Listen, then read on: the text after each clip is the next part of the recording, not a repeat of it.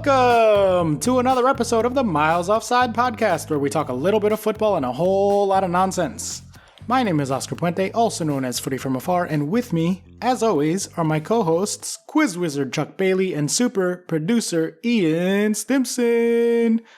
Boys, we've been spotty with all three of us on the recording. We're on 1 week, we're off 1 week. Oh my gosh. We're doing what? Let's not focus on that. Well, I was trying to, if you let me finish my sentence, I was going to say, well, but this week we are all here and it's quite nice to be with you boys today. It's lovely.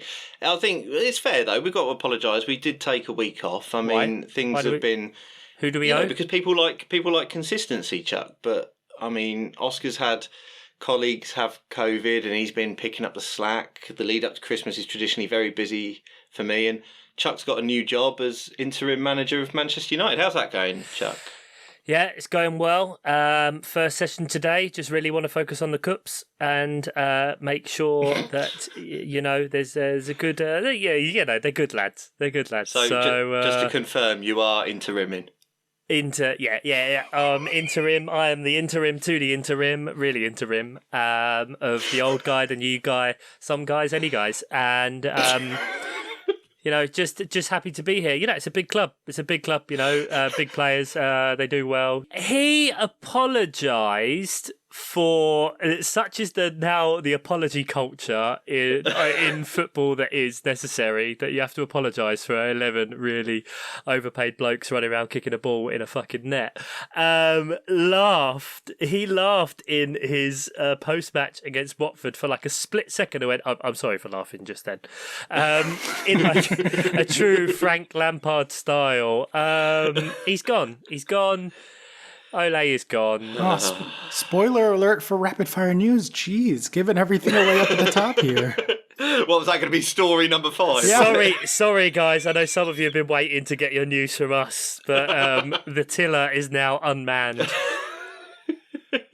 Yeah, fully unmanned. There's no one at the wheel. Michael Carrick. Oh yeah, a bit harsh on Carrick that. So. Oh, is he? Yeah. Is that who it is? Yeah, he's the dog mare. Yeah. He is the interim to, and this is genuine, the interim to the planned interim. They genuinely, Man United are planning on having Michael Carrick as a stopgap until they get in a manager who they plan to keep in until the summer to then get in a proper manager. I mean, what's Gus Hiddink doing these days? Yes. Yeah. No. He's only our interim to the interim manager. Please and thank you very much. It's like interimception over there. Just layers upon layers. If you are joining us for the first time, thank you. We are very happy to have you. We are 2 Brits and 1 American, and we try to talk about the Premier League, but often get distracted.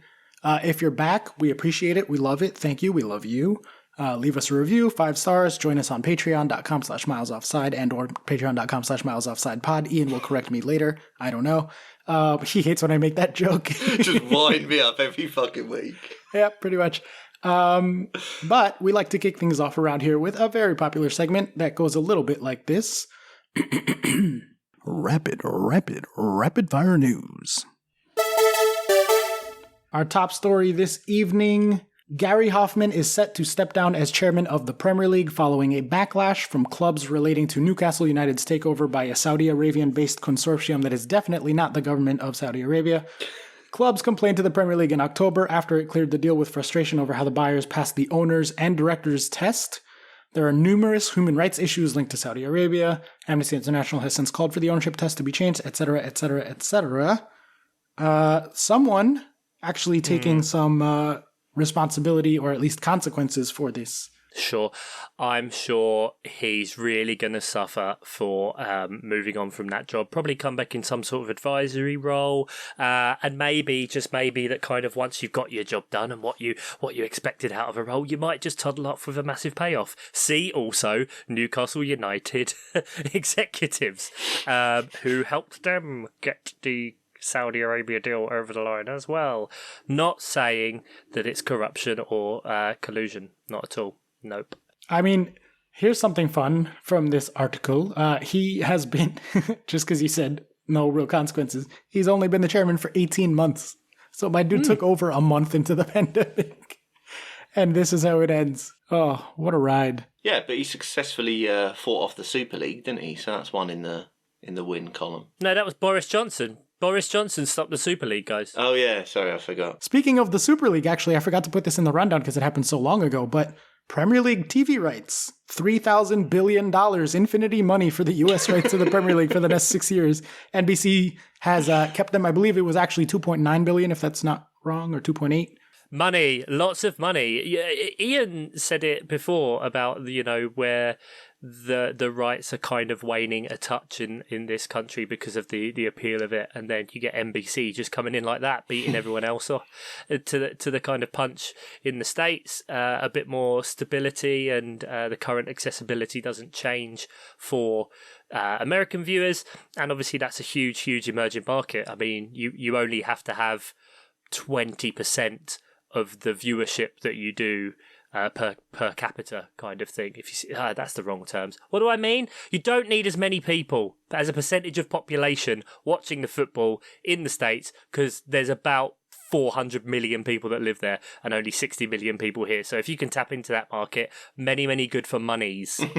Yeah, I mean, by like a conservative estimate, this means that they're expecting to make at least $4 billion over that time as revenue, so that they're money and a halving, because otherwise they're not going to put out that much expenditure. Like, that's just basic sort of corporate economics there. So they're expecting $4 to $5 billion in revenue from the U.S. market alone.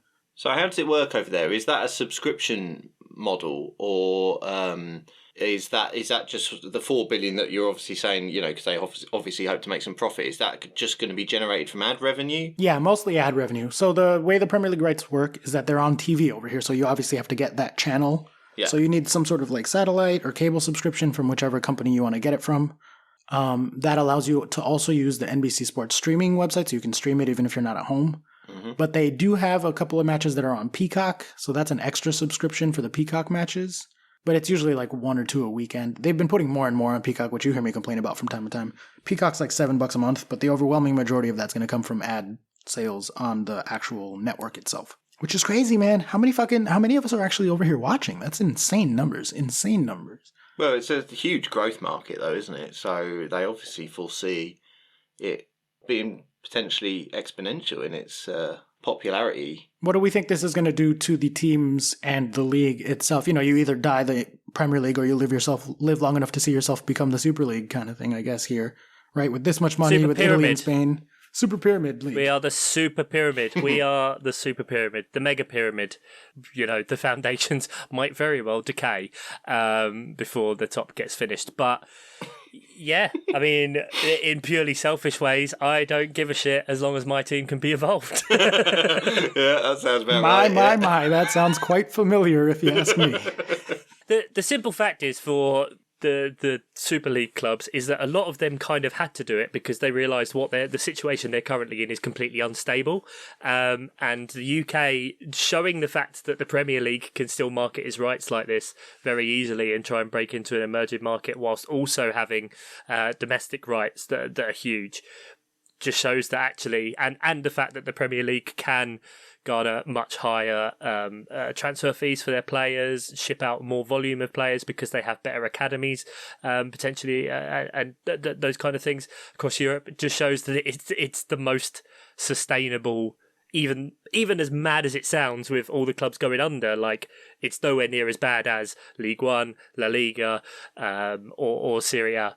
Whether the potentially La Liga and Serie A end up joining, I think they will. I think they will. I think you'll probably see Belgian and the Dutch leagues combine, really, and just a few different mergers kind of start to happen across leagues, because they need, in order to sustain it at the current level, you need to be attracting the advertising revenue, the TV rights, all of that. And so by joining forces is probably the only way they can do that and survive. Well, it's crazy because over there, and this is even ignoring like the second tier and the third tier, like pyramids, which they have everywhere, not necessarily 47,000 levels of the pyramid like England do, but even just one league per country. That's like trying to have, in terms of population, a league in every 2 states in the U.S. on average, like having 25 to 30 basketball leagues or 25 to 30 football leagues in the states. Like, that would be wildly unsustainable here. You know what I mean? So, like, in terms of the population and the teams per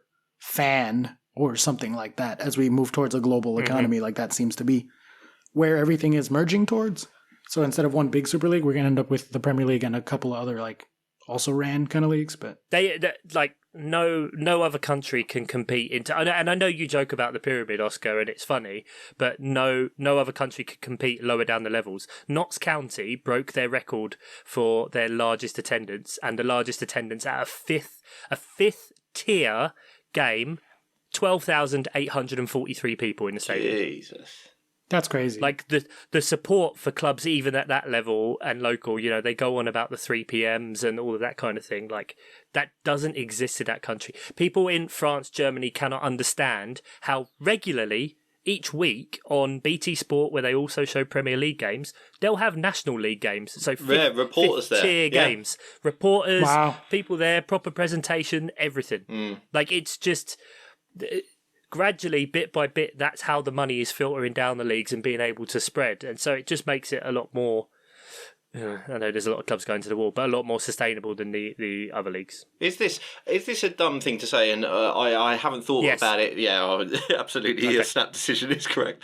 And I haven't thought about it anything beyond what it just coming up to my brain now. But is there any sort of equivalency between this and, like, as in lower tier teams in this country and, like, for instance, college football in America? Because that's totally alien to us. That there would be school football, which is what it seems like to us, that is massively well supported, because like they get huge crowds, don't they? Yeah, they do. Yeah. It's weird to me also. Okay. And also, I actively don't support college sports because only until recently, like, they don't pay their athletes. They treat them as students on scholarships, quote unquote, and then like own their likeness rights and have video games and merch and make millions and millions and millions of dollars off these kids who, if they get an injury now, they don't get to make the NFL and make their money, or make the NBA and make their money in the NCAA basketball. So I generally find the NCAA gross and I don't support it or watch it or really know that much about it. But I do know that, they pull massive ass numbers. Like the biggest stadium in the US is a college football stadium. It's where they play the Rose Bowl. It's 100-something thousand. Jeez. So like the biggest ever crowds are at the Rose Bowl. And like I think the biggest ever soccer crowd was at the Rose Bowl when like Barca played Bayern Munich or something there in the summer tour. Like it was packed. So college sports do draw like many, many, many fans, and they play regularly. One of the many institutions at which I got a degree was had a 60,000 seater for their football team. Jeez, man. That's just I suppose it's the closest equivalency you can have, because the reason for the support of college teams is because, for most people, because of simply the size of states and the size of the country, it's what feasibly you can get to and watch. Yeah, like if you live in Oregon, for example, you're many, many, many hundreds of miles away from the closest, I don't know, basketball team or a sports team, or pick a sport. You're always far away unless you're in the Northeast. Like you're far away from somewhere. People complain about the travelling for like UEFA competitions, but they're travelling less than the US do for a domestic league. It's absolutely mad. And so I guess probably it's not a stupid thing at all. It's just the closest equivalency to what we have with non-league in terms of fan support. The closest analogue to that would be college sports in America, I guess, because it's about just going to your local team. And a lot of people just do that on a Saturday because it's easier, it's cheaper, it's closer to your ground. You might be able to take your kids and it not be 120 quid for tickets plus 50, 60, 80 quid for a return train. We've delved far too long into the economics of this, I think, than we definitely thought to. Rapid. Yeah, speaking of economics, actually, Reading have been deducted 6 points by the English Football League for breaching financial rules. The EFL determined that the Royals lost £57.8 million between 2017 and 2021. The EFL's limit for that period is £39 million. A further 6-point deduction is suspended until the end of the season, provided they comply with a business plan which includes player spending. Reading dropped from 16th to 19th in the championship on 16 points, 4 clear of the relegation places. Ian, this might be a relevant time to say, how's it going at Posh? What's up with Posh Island?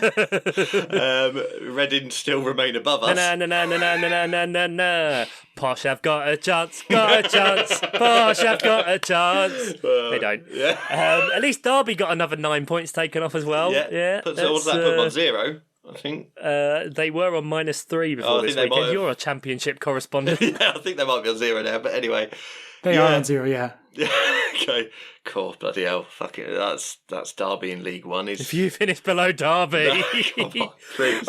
Please. The problem with Derby is, I don't know, like this is segueing, and we shouldn't laugh, but Reading spent £58 million over 4 years, almost 20 million over the limits you were allowed in chase of the Premier League dream. Yeah. They fucked it, absolutely fucked it, and I don't even remember them being. I'm not a championship expert by any means. Don't remember them being in the conversation really for playoffs in that entire time.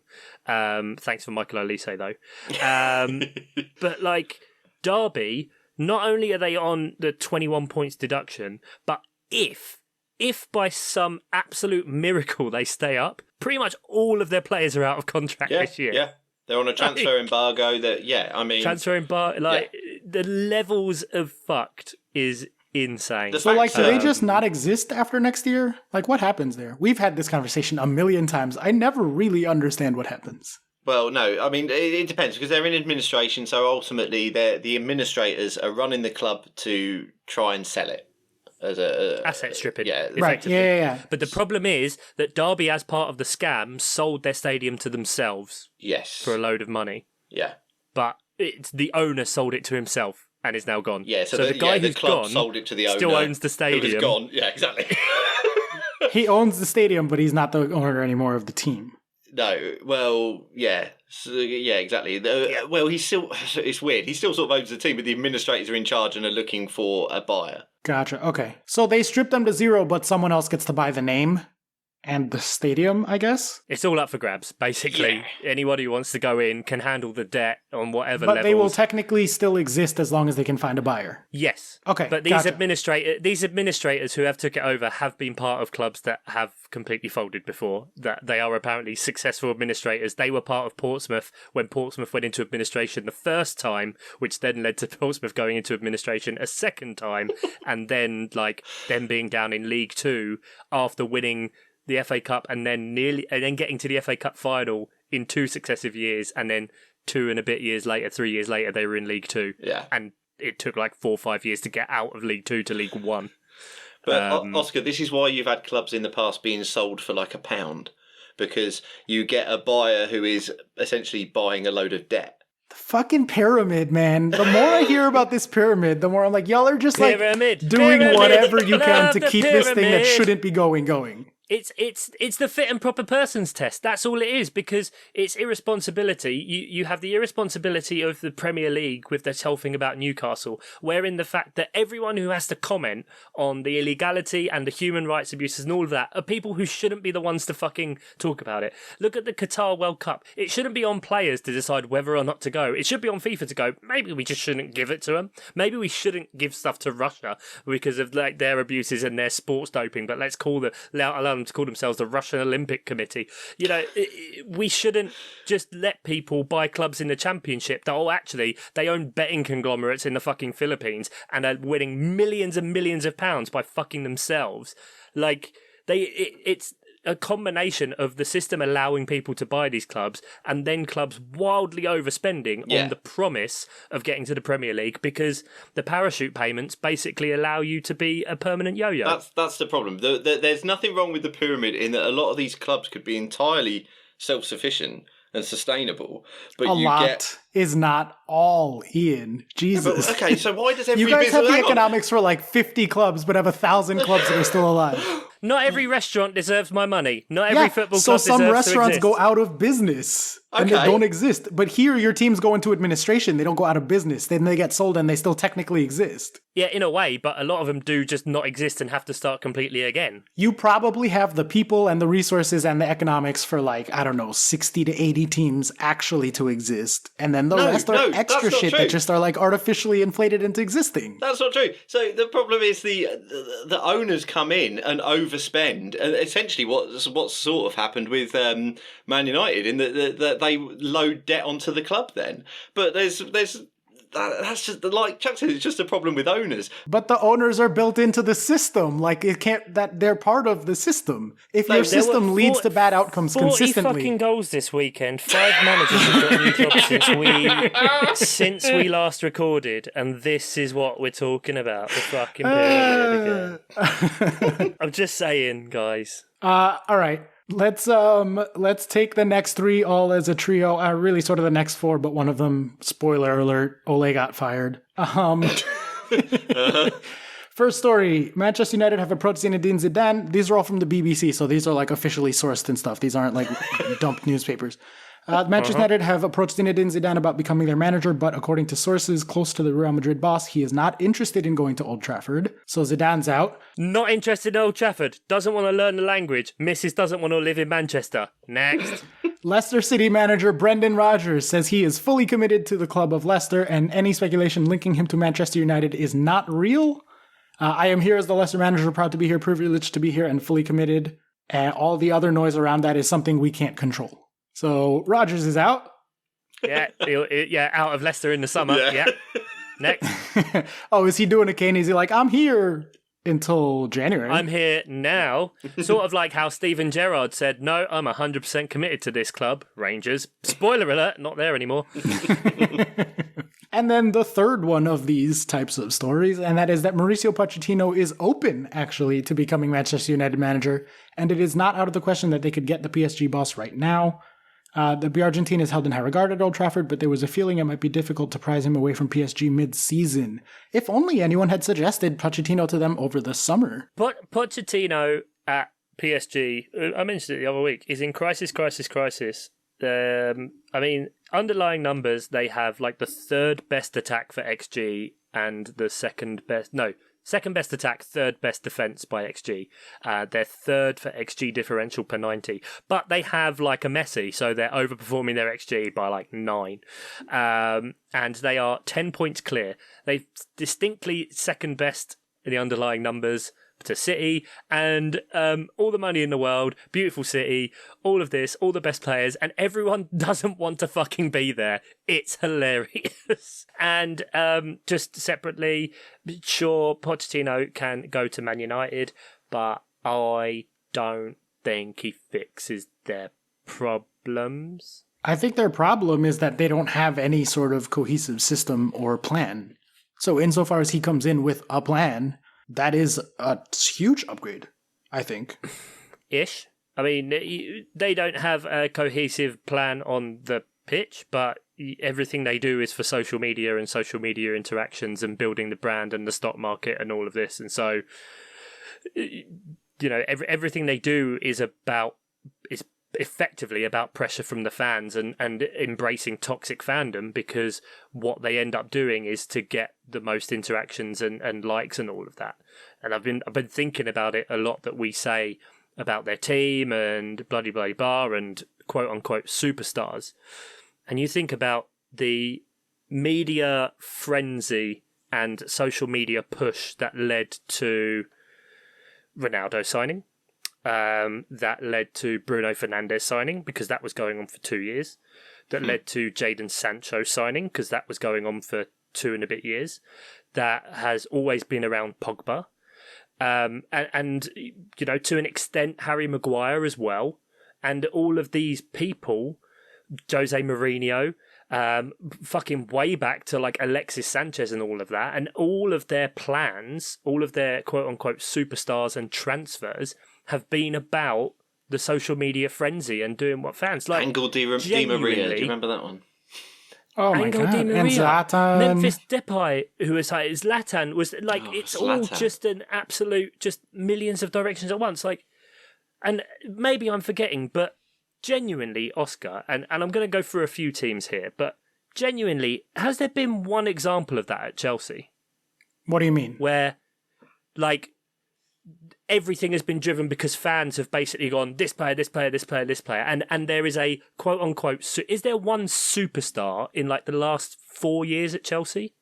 And I don't mean world-class player, I mean, like, a superstar. Global mega superstar. I would say Hazard is the only one we've had since the glory days of the main guys. Right. But you built him, didn't you? Like as in you built him. We got him into... as a very, very, very young player from not even a famous French team. Yeah. Yeah.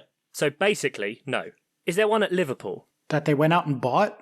Van Dijk, I guess. But even he wasn't. But he wasn't a superstar at the time. Yeah. That was just smart. No. Man City, with the exception maybe this year of Grealish, and obviously there was the Kane thing that went on, but Grealish was very much like a bing, bang, boom, done. Like, it was a lot of money, granted, but anyone in the Guardiola era, has there been a Pogba ridiculousness, a Sancho ridiculousness, a Fernandes ridiculousness? Maybe Mahrez? That might be fair to say about Mahrez. He had just come off winning the league with Leicester. He was the best player in the league. He was very, very, very in. A lot of teams were out for him. He was expensive. All of those sort of tick marks. I don't know. He's not Hazard level big, but But you see my point. No. I don't very much see your point. Yeah. And so there's a very good reason for me why those three clubs right now look indestructible at the top of the Premier League, and why if Man United don't embrace what they do have, which is still massively underrated because of all of the ridiculousness and overpriced they play, a very, very, very, very good academy and structure, and that they've had an academy product in the starting lineup for the last 30 years straight. And rather than using that and actually building a team, kind of like what Arsenal are doing now to an extent, Arsenal had their period where they were signing the big stars and fucking it. That they're starting to actually formulate something under Arteta. They aren't the Arsenal that they were, but they can't just get to that again. I don't think Pochettino going in there fixes Man United. I think they need to clear out a lot of shit.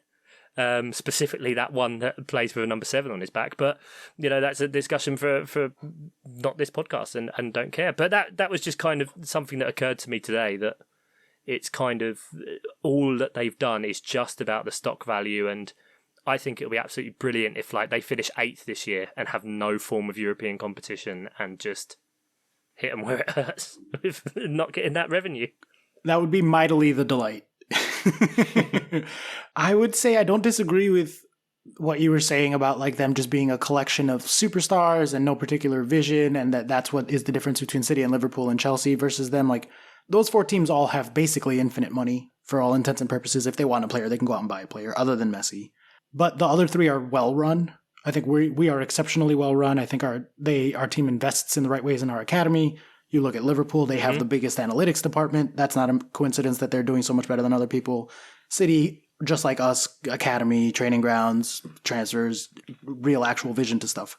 Directors of football as well, for all intents and purposes. Yes. Chelsea have Granovskaya. Liverpool, I can't remember the guy who's about to leave, but has been there for the last 10 years. Oh, yeah. Man City have Tiki Belgiristan, who was working with Pep at Barcelona before, I believe, and have that structure. Arsenal have Edu.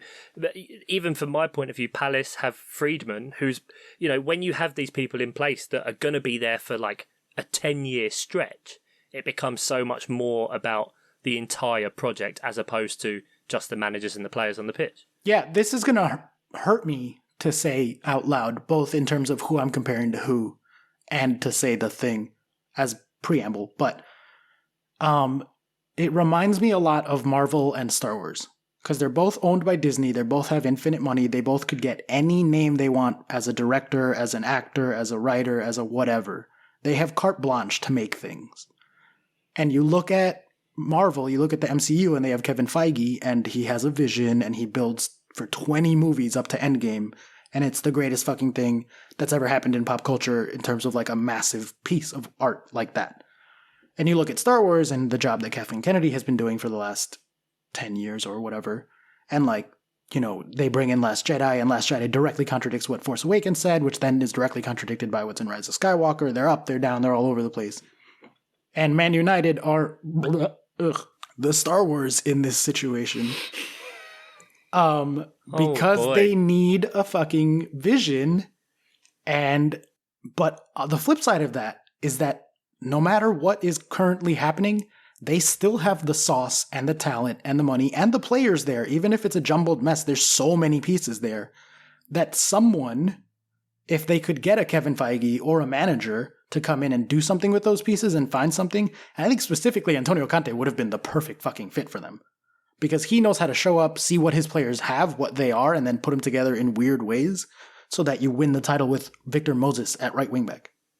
And like you set the record for the most days in first place that season. You know what I mean? Like, it's madness. And I think if he had come in, I would absolutely be terrified that they are not too far away to catch the top 4 race, if not even like flirting with a hot enough run towards us and Liverpool. Not City maybe, but it's there. The Play-Doh is there. There's going to take a lot of sculpting. It has to be an exceptionally intelligent and visionary person, but they have the money to bring that kind of person in, and they have the pieces. If someone has the balls to come in and be like, all right, sorry, I'm not playing this person with this person. You're a big name, but you're just getting dropped, or you're getting shipped, which Conte could have been the one to come in and do. Ole wasn't running the team. I don't know who was running the team, but it sure as fuck wasn't Ole. Now, if someone can come in and actually run the team and the players are desperate for some direction, for some structure, for some whatever, like, there's pieces there. They scare me. They do scare me. I don't know who they're going to get, and I trust, hopefully, that they're going to fuck it up and bring in the worst possible manager.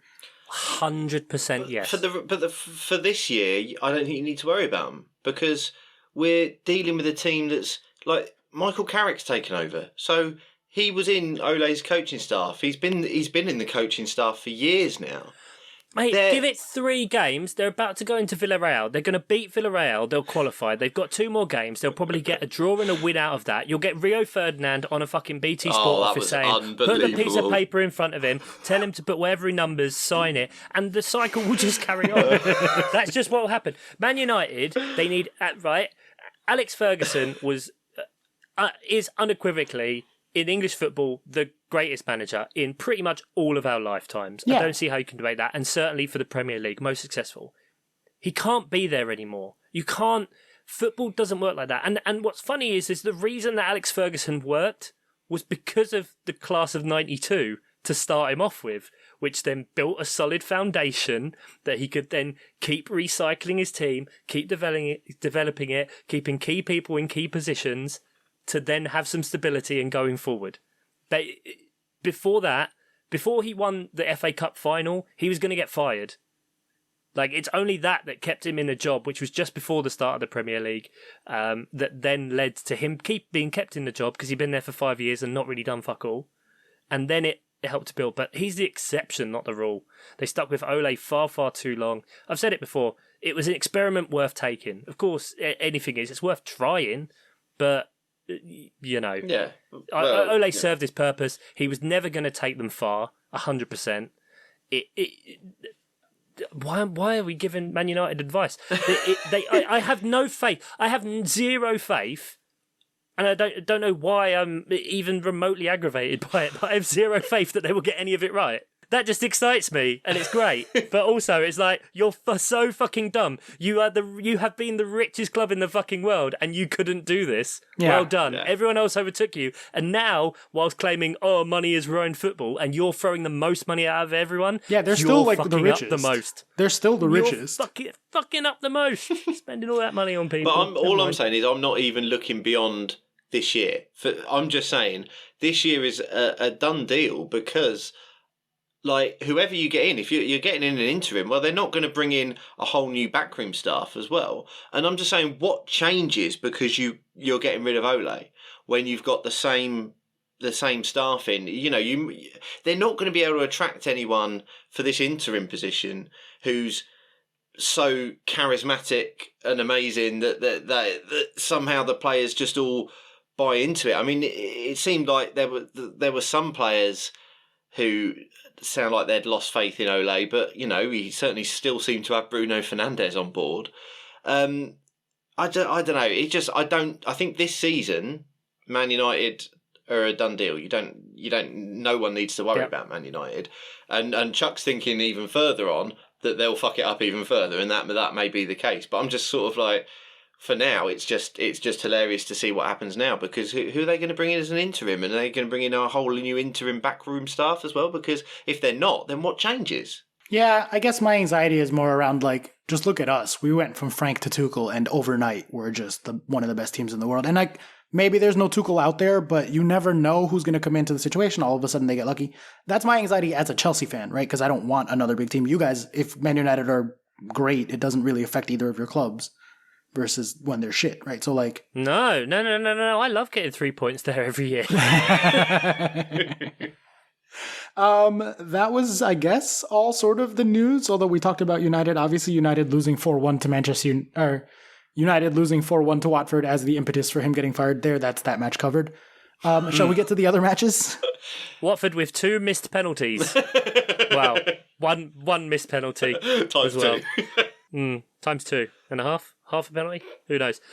Harry Maguire silenced his critics. Oh, delicious. Nah, we want to talk about all the goals. All the goals at the Dollhouse in Fort Lauderdale. Let's bang out the first one. It'll be quick. Chelsea 3, Leicester 0. Chelsea 2.4 to Leicester's 0.4. A well-deserved 3-0. We looked a lot fucking better than them. I done been saying that Leicester aren't that good. It is nice to see Chelsea's underlying numbers moving up along with the actual performances continuing on. We're still in first place. We're pulling away from the 4th, 5th, 6th pack in terms of our underlying numbers, but we're still not caught up to Liverpool and City in terms of our underlying numbers. All in all, good vibes, happy day, happy mood, just celebrating and being happy with watching that. It was a whole lot of fucking fun. We're a lot of fun to watch. Conceded 1 goal from open play in the league, and the hilarious stat that I heard about your starting 11 on against Leicester on Saturday. Was it Saturday? Yep.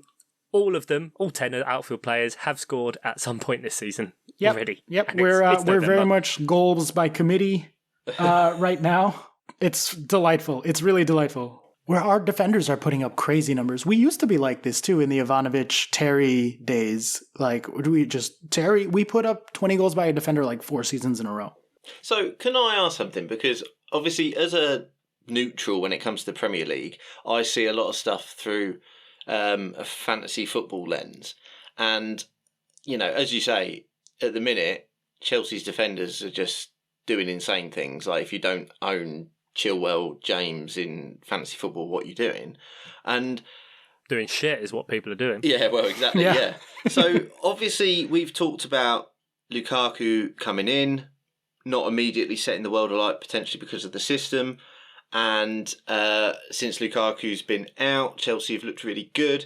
Now, the way Tuchel is playing with his wing-backs is different to how it's been before with Chelsea or any other team, in that Chilwell and James are actively getting encouraged to not only sort of like make overlapping runs, you know, with midfielders, they're encouraged to get into the box, in the middle, take shots. It's insane the amount of touches that Chilwell and James are getting in the box. Is that something that's happened since the beginning of this season, or is it, or was it at the beginning of this season and I just didn't notice? Like, as in, is Lukaku when he comes back, is he coming back into a change system? Or was it like this, and I just didn't necessarily notice this recent run, and that was going to be my big takeaway for the match anyway, was that this recent run of like really nice form and the underlying numbers matching, and we just look good again, has been since Lukaku's been out, and we reverted back to the 3-4-2-1 from last year. Right. The fullbacks, the attacking wingbacks thing was going on to a certain extent last year. Depending on the game situation, we would switch out Aspi at right wingback for Reece James for more defensive. But on the left side was Alonso or Chilwell. Both of them are basically just wingers, not actually wingbacks. Certainly the way they play, there's always been a lot of overlap. I think recently with the injuries, with Lukaku out, with Werner out, with Pulisic still out, / starting to come back only recently, a lot of the more natural inside cutting, bringing the ball with them, attacking threats from wide in that 2 behind the 1 in 3-4-2-1 has been missing. So it would create the type of space where there's more opportunity, I would say, for Chilwell and James to get into the box and get seen. But I don't think that it's a structural difference as much as a personnel difference to last season specifically. Certainly, though, in the 3-5-2, they've been used in different ways. So like when Lukaku comes back, if we keep this 3-4-2-1, which has been going so fucking well, and I really hope we don't go away from it because we were one of the best teams in the world last year playing it, and again, we've just looked so good, then I wouldn't necessarily expect to see a drop-off from Chile or Reece. But again, that's the big question mark. And that's kind of my takeaway from here is like, yeah, we look great, and we've looked great for about a month now, and it's not a coincidence that that's also when Lukaku's been injured, and we've been playing the last year system of 3-4-2-1. Like, I need to see, for me to believe in our first place, because our underlying numbers are weird, and I still think that we're one of the best teams in England, like even if we're technically right now the third best team in England, by underlying numbers, we're the number one in the table, whatever, right? For me to believe and feel confident in this first place, I need to see it work with Lukaku. And we have yet. Other than the Arsenal match, which it's just Arsenal. Like the Lukaku experiment is not going particularly well, if I'm honest. Like, do you know what I mean? Yeah. So I want to see that. The other thing I wanted to highlight, other than the like, I'm kind of worried because this still is without Lukaku, so as good as we look, whatever, is shout out to Callum Hudson-Odoi because this was his 6th start in a row. Sneakily didn't realize that he's been playing that much. He has stood out as one of the better creators in that attacking. He only has 1 goal and no assists over that time frame, but his Fantrax scores have been very good. His involvement in all of these sort of less visually obvious metrics have been going really well. He just looks great, and the attack looks good. He looks fluid. He looks years older than he actually is in terms of his decision making at this point, which was kind of his weak spot before this. I thought he always had the technical abilities, but now he's sort of adding the game sense to it. And that's great. That's great to see. And Pulisic is back, so that's always good too. More options for less minutes, because we're about to hit that time frame of the year where it's like a game every 2 fucking days from now to January. So Yep. All right, well, that's enough about Chelsea then. I think it's more of the same, really. So we'll see what happens when Lukaku comes back. But let's move on to...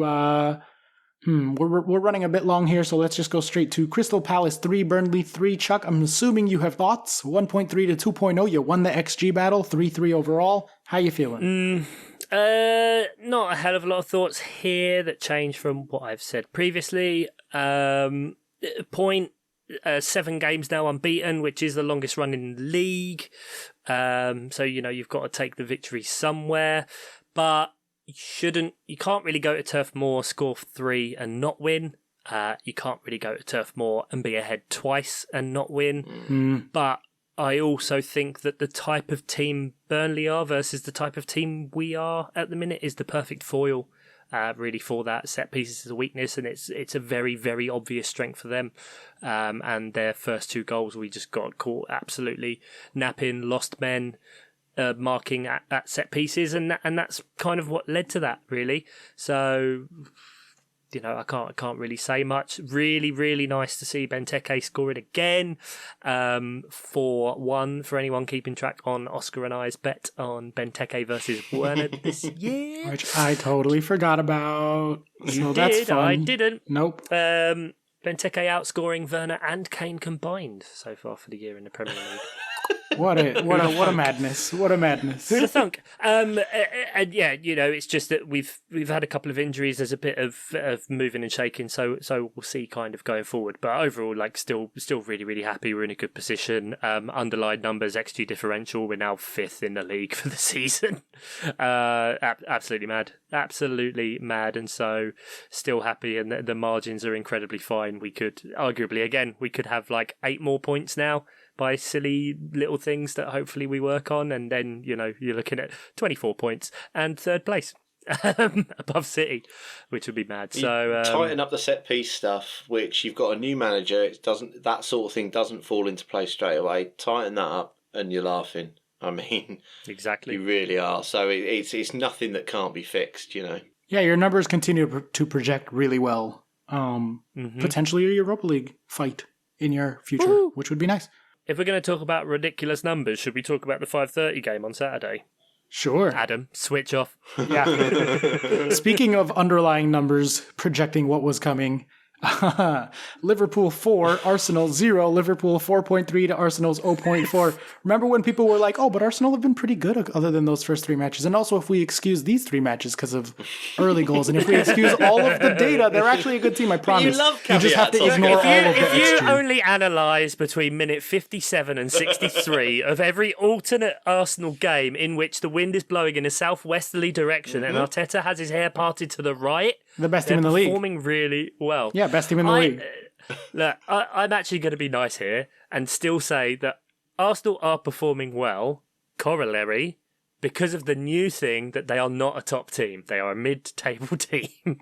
And this is the exact type of result you expect a mid-table team to get against fucking Liverpool, especially this season. Sounds harsh, but Yeah, that's this right. Liverpool Yeah. are so scary, man. This Liverpool are so fucking good. I know, really, really well to only be 1-0 down at half time. Yeah. And Aaron Ramsdale again kept a minute, looking so happy with himself still every time he makes a save. He is the antithesis of Jordan Pickford, who is so angry every time he makes a save. Like there was one, I think it was like the 3rd or 4th save he'd have to make. He was so happy that he'd kind of forgotten, and they showed him on the camera. He was all happy and smiling and laughing. And then he clocked, shit, it went out for a corner. Let's get back organised again. Like he's just having a really great time. He hasn't made many saves in the past. He should enjoy them now. I'm enjoying both being able to have been right about Aaron Ramsdale and say in the past his stats have been awful, and also I'm enjoying getting to watch a goalkeeper be good. You know, I get the best of both worlds, guys. He has been Num, very num, num. good. He has saved a lot of blemishes for them, let's say. But if we're talking about things that we're happy about, I'm happy to be able to say that I fucking told you guys that Arsenal are shit and that you shouldn't excuse this number or that number. Like, there's a reason that aggregates matter, and there you go. This is, as you rightly say, this is what you would expect from these two teams and their numbers. If you blank out the names and just look at the teams, just look at the numbers, you know, play with like the blurry faces on the jerseys and on the faces like they do on the news to hide their identities, I guarantee that people would think Arsenal were shit, and this is a normal, expected result. Yeah, but going down to this Liverpool team 4-0, does it really make you shit? It makes you average. Going down to this Liverpool team 2-0, sure. 4-0 is a force. But you didn't learn anything that you don't already know. That they aren't at the level to compete with Liverpool, City, Chelsea anymore. That's just it. That's why this isn't a shock, and I don't really laugh about it anymore. And I think they're kind of doing the right thing in the approach that they're using to kind of go about the change. I guess I don't really think that I can criticise the way that Manchester United haven't dealt with their transition out of their dynasty, whilst saying they should effectively do what Arsenal have done and then criticise Arsenal for what they're doing. They had to take a step down at some point. They do. It's all about then.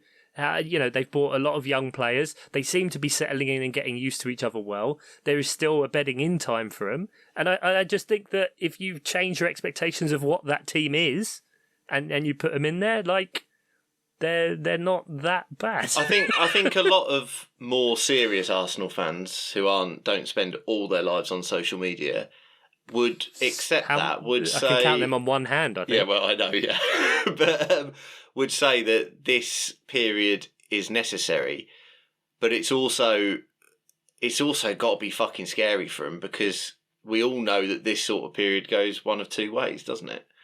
It either leads to a rebuilding and getting back into the Champions League situation, or it can lead to a spiral downwards. And I think, I think it's a coin flip with Arsenal. I don't know how to call it, because sometimes you think the Arteta plans, working long term and they're building something, and other times they look sort of, completely bereft of ideas. I think, maybe I'm being slightly harsh on them because they started very badly, and I tipped Arteta to go, but they have been pumped. They've been pumped a serious number of times, and then very closely won games as well, which they have. You're right. In the aggregate, looks really bad as an overall picture. That the fact that their losses are really bad, and then they basically are scraping by. But you also do kind of have to start somewhere. If I'm going to throw them an olive branch at some point. No, fuck that olive branch. Burn it down. because this Turn guy it into Olive Garden breadsticks and eat it. Oh yeah, Olive got it. Garden. You got it There we back. go. That's There how we I go. got I'm it. out. Sorry guys, I got to stop recording. I'll see you guys next week. Enjoy. This has been the Miles Outside Pod. Thank you, Patreon. No, You can't do the fuck outro. that. Fuck that, because this guy is 2.5 seasons in, and I still see every motherfucker on the internet being like, "Oh, gotta trust the process. Give him time." And it's like, what fucking process? We're 2.5 years into this guy's tenure. He's not a good manager. I'm sorry. I've been saying this for 1.5 years now. This guy got hired at the same time as Frank. So and he's still fucking 6 going. months away from a Watford pumping and losing his job then. You'll be fine. Yeah, well, there you go. There we go. I mean, I was on this about Ole, and I'm equally on this about Arteta. I continue to not understand how he still has his job, other than they don't actually care about winning, or they don't have any better ideas. But he's not a good fucking manager, and I don't understand how it's not readily apparent to literally everyone on the fucking planet that that's the case. He's had them for a long time. They have now brought in signings for him and his system, and they continue to not be good. It is quite funny that this is literally his first job as a manager. Yeah. It's strange, isn't it? Yeah. Like, at least Lampard had a few bits and pieces. Solskjaer at least had a few bits and pieces. He's just kind of got it because he was Pep's assistant for a while. You know what I mean? Yeah. And he's not exactly the best person in a way to learn exactly management off of, because the guy is equating things on a level of comprehension that he can't vocalize to you in one go. Yeah. Can you learn what Pep has to teach? No. I mean, it's like, yeah, exactly. Yeah, I know what you mean. It's like just trying to mimic Beethoven or Mozart, by watching them, just going, oh, okay, yeah, I've got that. Did it? Like, it's not. The levels are there insanely. I enjoyed him trying to fight Klopp.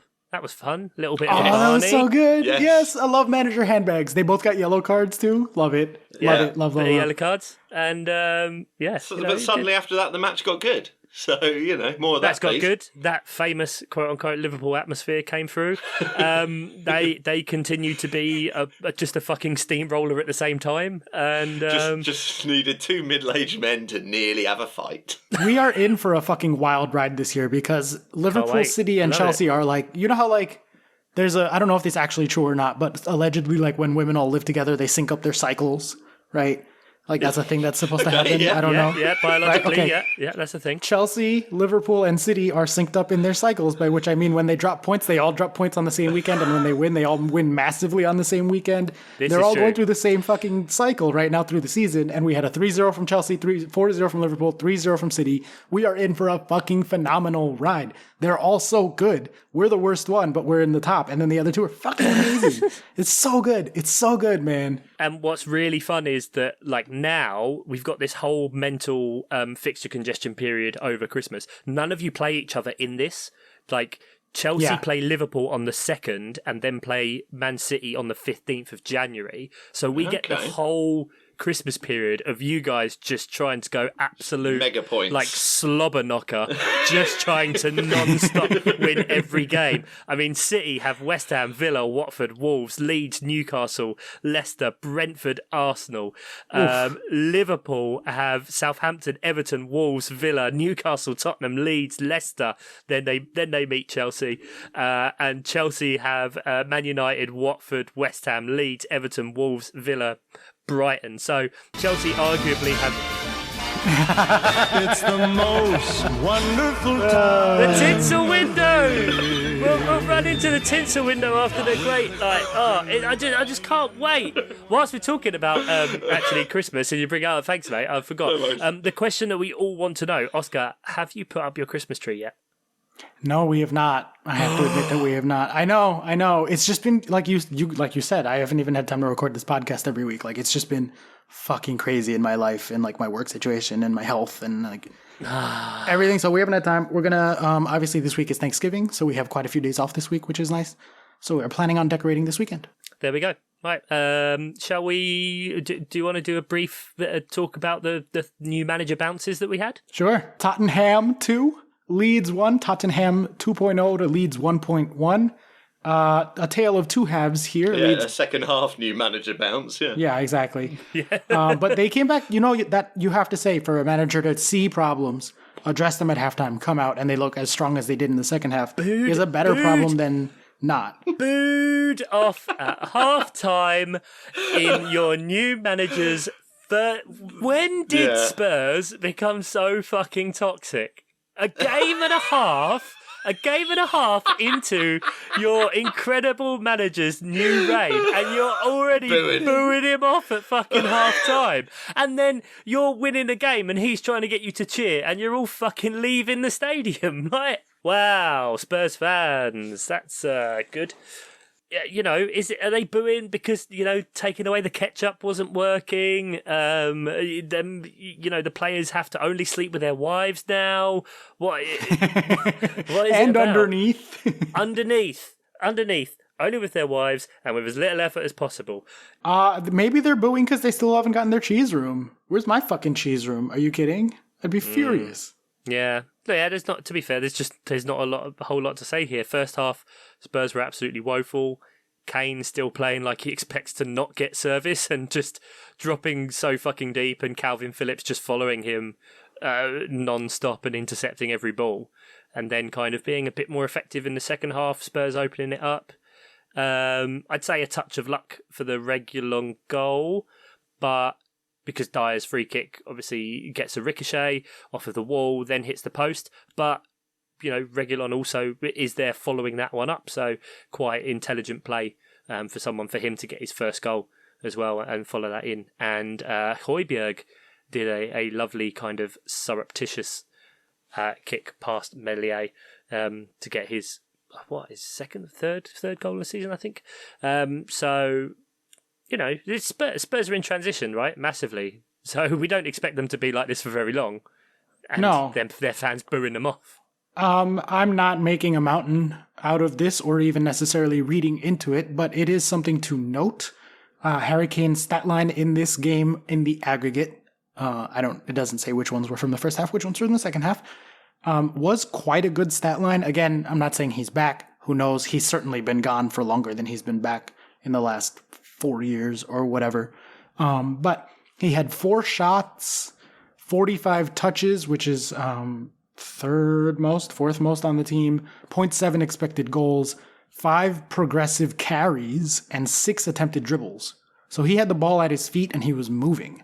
Okay. Which is not Harry Kane's way usually, so something potentially to keep an eye on. I don't know, going forward, we have a sample size of 1/2 of good football, but... Yeah, exactly. It's very, very early days, but, whatever Conte can do to just keep Harry Kane as close to and in front of the goal as possible, or have him only slightly dropping back and move into that kind of quarterback-ish role that he was playing for a while with his quite surprisingly exceptional range of passing. It can only be a good thing, but it's such early days. So, title numbers, we have Man City still definitively the favorites on 538 by 44%, Liverpool on 30, Chelsea on 25. That seems about right to me. Chelsea the best position, worst numbers, and then Liverpool not quite as good as City, etc.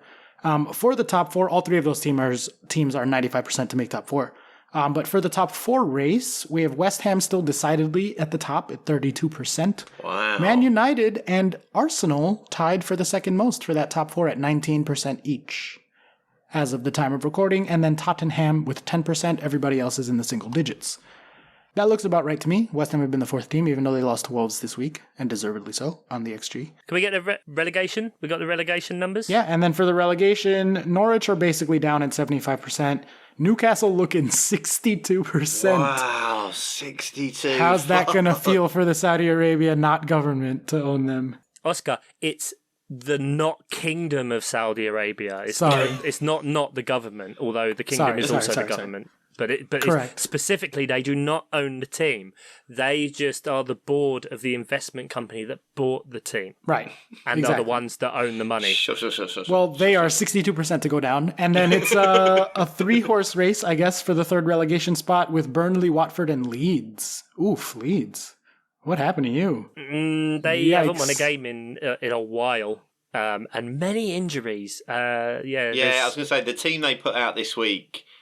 it didn't look like I looked at it and thought that's not a team that is pushing for top half football like they were last season. I really feel like I've reverse jinxed them. Yeah. I really have. Absolutely.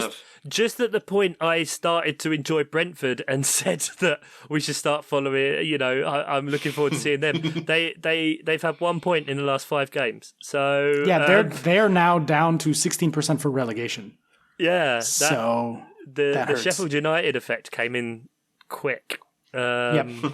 Yeah. Yeah, sorry. Not that there's any Brentford fans. There's no fucking Brentford fans. All the Brentford fans really support Chelsea, so... Villa are on the edge of the relegation conversation with 11%, so you got to hope that it doesn't slip for Stevie G there. You love it, don't you? Oh, yeah. There's going to be a lot of that. Yeah. Palace 5% to get relegated and 5% to get Champions League. So There We you like go. it. 50-50. Mid-table anonymity. That's what we got. I would like the percentages to be the exact same until the end of the season when they both just say 0. 0. Yeah. 0% chance of either. Leicester are basically in the same place as you, but slightly worse. They're 5% to get relegated and 4% for Champions League, so you're better than Leicester. They are, yeah. Yeah. Yeah, I think that's massively down to fixtures. Fixtures played, Yeah. we still add very bad. Also, we bad at conceding set plays, but I think the teams that have scored the most set piece goals. I looked at this earlier and now I can't remember.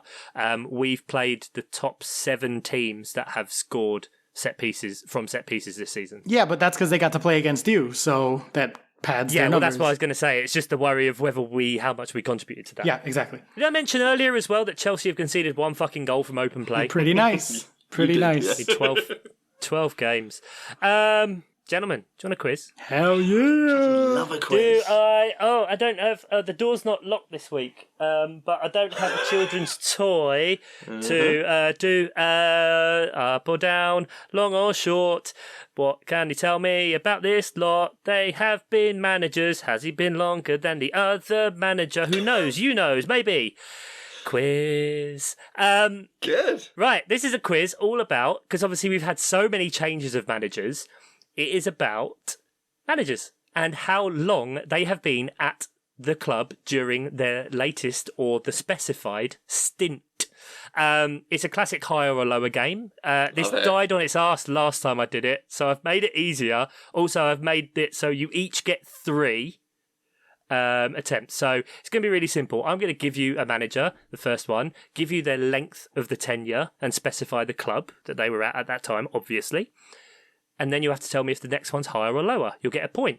Then you'll be able to choose, do you want to bank that point and allow the other player to go with their ones, or do you want to keep going? So every time you can keep adding 1, but if you get 1 wrong, you bust out for that one and get 0. Okay. Are we allowed to know the next manager before we decide to risk the No. points? No. Okay. Surely No? not. Okay, there we go. I was going to say no. Oscar said no. You weren't sure. Fine. It's a no. Granted, now what I want to say is it's not like as you go on, the difficulty gets harder, as in the swings get less, because I just couldn't be fucked. So, number 3 might be someone who's actually been at the job 10 years, and then the next one might be someone who's inside a year. But then the next one might be like just over. You see what I mean? Yeah, There is sure. no pattern. The very last one could be very easy, but you won't know that until you get there. And what are the current standings in the overall? Oh, I don't know. Well, Oscar, I believe it's 5-4 to Oscar. All right. Do you know that for sure? No, but everyone agrees each week because none of you pricks check either. Exactly. Somewhere on the quiz I have it written. So I am going to let Ian go first. So your first manager, Ian. I'd like to bank my points, please. You currently have 0. Your first I'm manager. Your first. Well, funnily enough, that might come up in a bit. Your first manager is Sir Alex Ferguson, who was at Manchester United for 26 years and 6 months.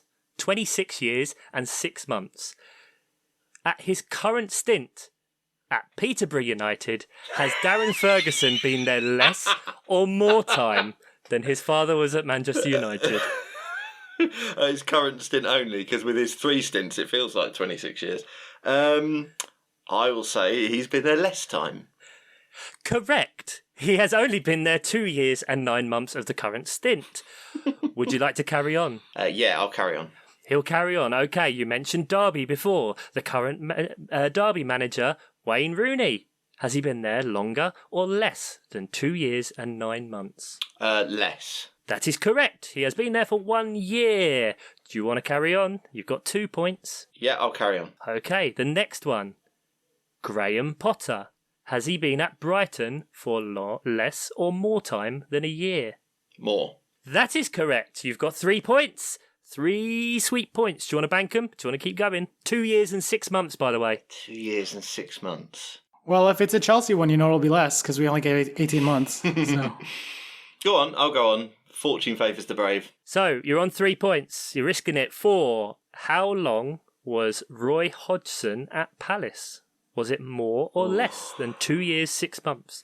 The way that these get confusing as well is because it's not in seasons. Yeah. Shit.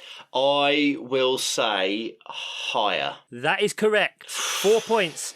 3 years, 8 months of my life I will never get back. So, do you want to risk it for the 5? Yeah, go on. Number 5, Thomas Frank at Brentford. Now, this is not just Premier League. This is Premier League, including his time in the Championship. Ooh, Higher or lower than 3 years, 8 months? I'll go lower. Bank that 5 points, Mr. Simpson. Well done. Very well done. 3 years, 2 months. Oscar P. Puente, you get to start with Arsene Wenger. He was at Arsenal 21 years and 8 months. Was Dean Smith at Aston Villa for less or more than that? Less months. Funnily enough, correct. 3 years and 1 month. So that is a point to Oscar. Do you want to play on? Yeah.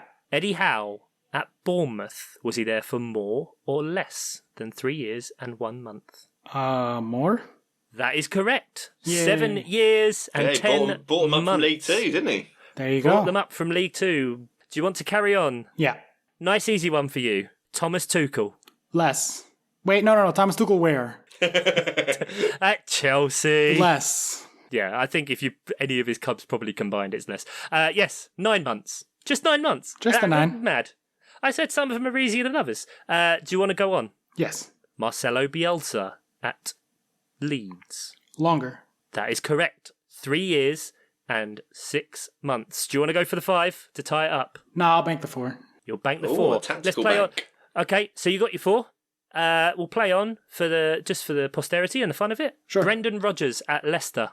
Higher or lower than 3 years, 6 months? Less? Leicester, less. Yeah.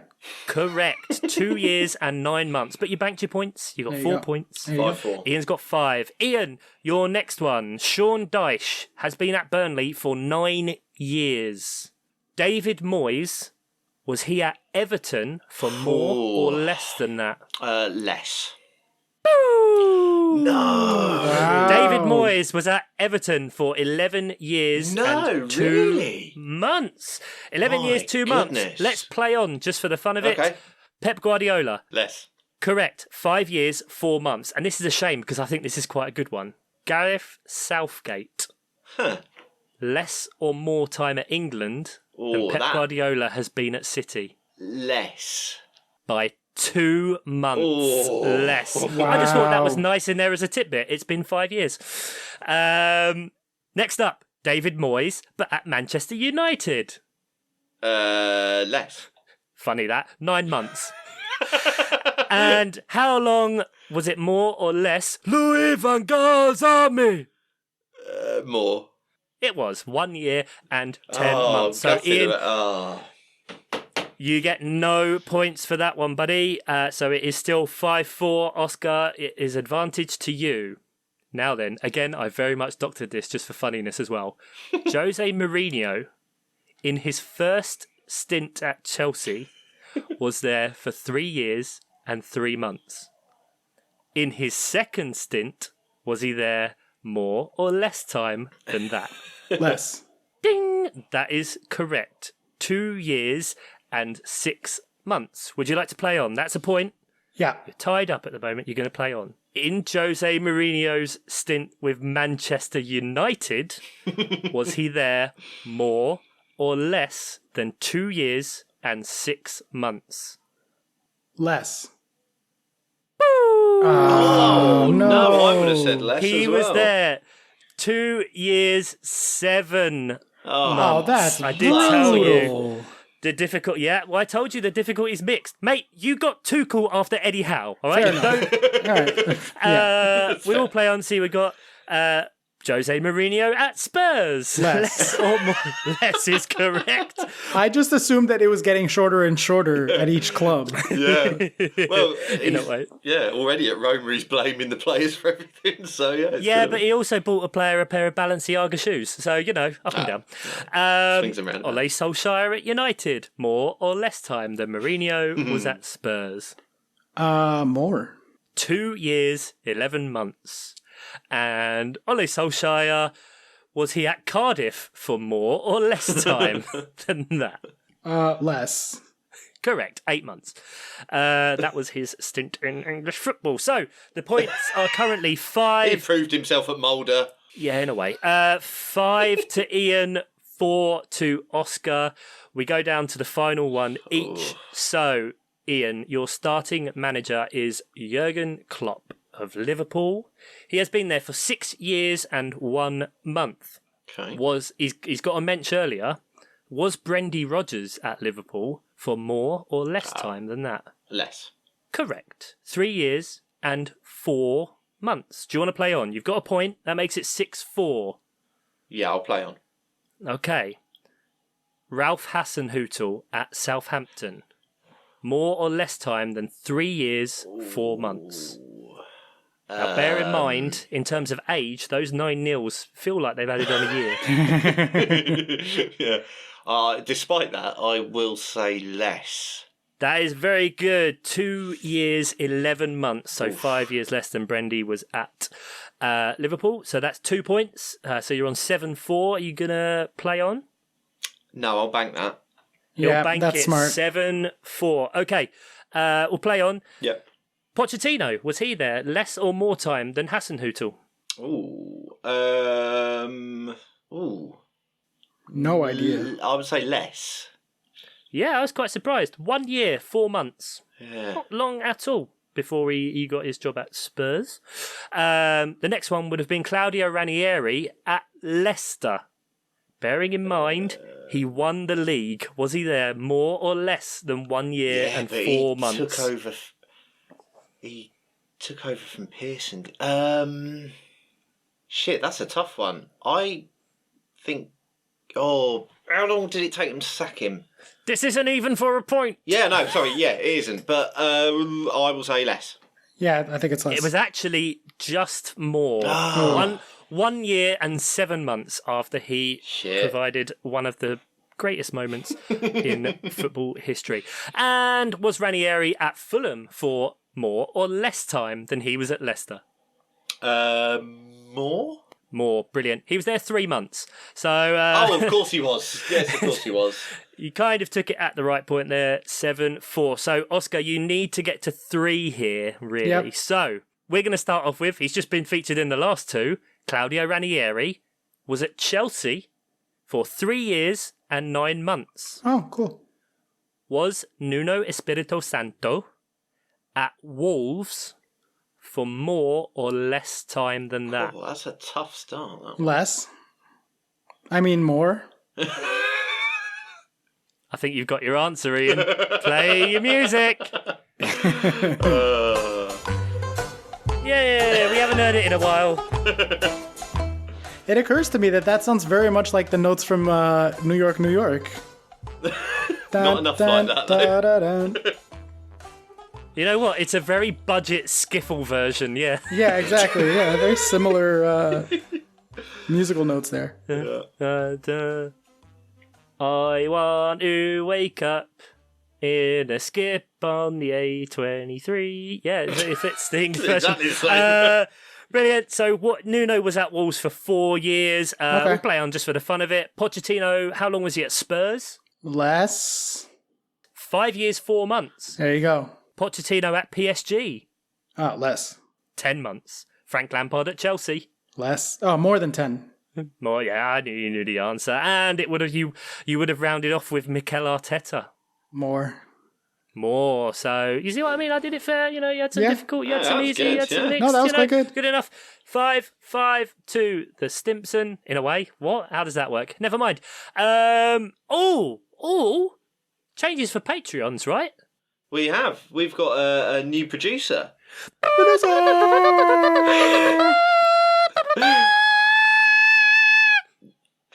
Wow. I might have to. You might have blown your mic there.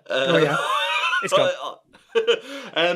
Jeff Pedder's upgraded to producer level, and we've got so many producers now that I think we might have to come up with some different perks because they usually nominate international break episodes, and we don't even do international break episodes these days.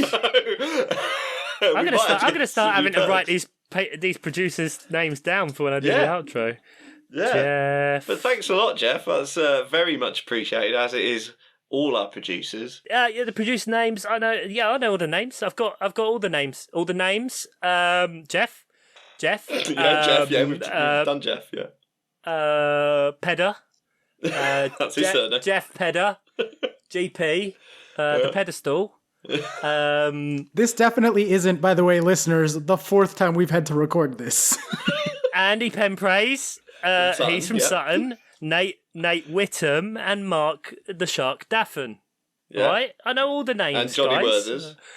I said Johnny Werthers. Oh, did you? Okay, sorry. He's the original. He is, yeah. And now I've got it written down because I can't remember 5 things when I do my outro. Fixtures this week, starting Saturday, the 27th of November. Arsenal versus Newcastle. That's about the right level, isn't it? Yep. Newcastle probably going to get their first win there to start off. Will Eddie Howe still have COVID then? Will he still be there? Probably. He probably won't be there, will he? Doesn't want it enough. Already phoning it in. Yeah. Crystal Palace play Villa in the 3 o'clocks. Liverpool play Southampton in the Academy Derby. Norwich play Wolves. Then we've got Brighton Leeds. Then Sunday, oh boy, we've got 4 games at 2 o'clock. Brentford Everton, Burnley Spurs, Leicester Watford, City West Ham, and Chelsea get to, I would say take advantage, but it probably would have been take advantage last week anyway, of rudderless, wheelless Man United. That has banana skin written all over it. You would say that. You will always say that because you're such a negative, and in that way, if it happens, you can be like, I knew it was going to happen. Correct. Yes. Then it diminishes my sadness because I get to be smug. Tuchel versus the tactical genius of Michael Carrick. The thing with United is you never know what you're going to get because there's just talented people there. They're not a box of chocolates. They're not a box of chocolates, mate. Oh. He's got the call. He's been... No, that was my alarm. Sorry. Oh, never mind. I thought that was you getting a permanent job. I did enjoy Rio Ferdinand saying this week that he should be made director of football of United because it would be really easy. And when he got asked who he'd appoint as manager, I just went, I don't know. But the pause before he says it was just long enough to be fucking hilarious. He's just pitched himself as director of football. Just a minute. Who would you give the job? I don't know. It's why I wish you did the sound for that, because then at least we get Kate Bush as a bed over it. It's exactly. A little thing. Or you've got Danny Dyer loudly saying twat. Well then, with that, and he can press the buttons at any time. Let's get out of here. Anytime, sometime, good times. You got to fit 5 names in now, mate. Come on. Yeah, I know. Oh, we mentioned Christmas earlier. Magic FM, all Christmas, all the way through the New Year from 9 a.m. Friday. Yes. Say goodbye, Oscar. Bye. We have a Spotify Christmas playlist as well. Look for an old episode. Yeah. Say goodbye, Ian. Underneath the tree. Underneath the tree. Thank you, Johnny Worthington, Nate Whittam, Mark Daff, and Andy Penpraise. He's from Sutton, and The Pedestal. Goodbye. He knows all the names.